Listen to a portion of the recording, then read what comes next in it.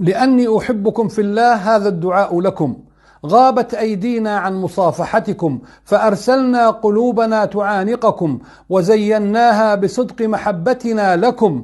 أسأل الله العظيم أن يجعلكم من عباده الصالحين وينور قلوبكم بالإيمان والرضا والعفو عما مضى، وألا يسلط عليكم حاقدا ولا حاسدا، وأن يجعل أيامكم ولياليكم عامرة بالمسرات، وأن يحفظكم وأهليكم من كل بلاء ووباء وسقم، وأن يبلغكم مرادكم في الدنيا والآخرة، وأن يغفر الله لي ولكم ولوالدينا ووالديكم، ويشملكم برحمته ويسكنكم فسيح جناته جنات النعيم مع النبيين والصديقين والشهداء والصالحين وحسن أولئك رفيقا. وصلى الله على سيدنا محمد وعلى آله وأصحابه أجمعين.